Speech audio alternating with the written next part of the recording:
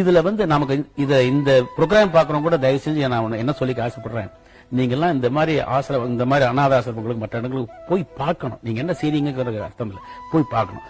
பார்த்து உங்களுடைய பிறந்த நாள்னாக்க உங்களால முடிஞ்சுன்னா அந்த குழந்தைகள் 15 குழந்தைகள் 50 குழந்தைகள் ஒரே ஒரு சாக்லேட் வாங்கி கொடுங்க, முடிஞ்சா வாங்கி கொடுங்க.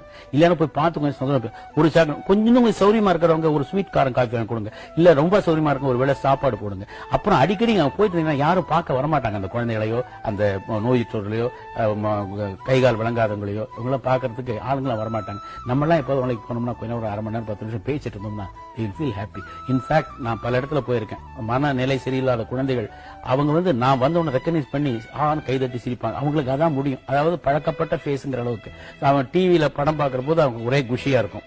சோ அவங்களுக்கு டைவர்ஷன், அதை நம்ம போய் பார்க்கணும். இப்ப உங்களுக்காக மட்டும் உனக்காக மட்டும் சொல்லல, எல்லாருக்கும் அந்த டிவி பார்க்கணும் எல்லாருக்கும் சொல்றேன். அவங்க எல்லாரும் இந்த மாதிரி இந்த மாதிரி இடத்துக்கு அனாதாசமா போனாங்கன்னா அவங்க அதை ஒழுங்கா நடத்துவாங்க. எல்லாரும் பாக்குறாங்க, நம்ம மக்கள் கண்ணில் பட்டுட்டு இருக்கோம், அதனால நம்ம ஜாக்கிரதையா நடத்தணும், ஒழுங்கா நடத்தணும் அப்படிங்கிற எண்ணங்கள் அவங்களுக்கு ஏற்படும். சோ ஒருத்தருக்கு ஒருத்தர் நல்ல அசோசியேஷன் இருக்கும். மனித நேயங்கிறது ஒருத்தனுக்கு இருந்தா தான் அவன் வாழ்க்கையில சந்தோஷமா இருக்க முடியும்.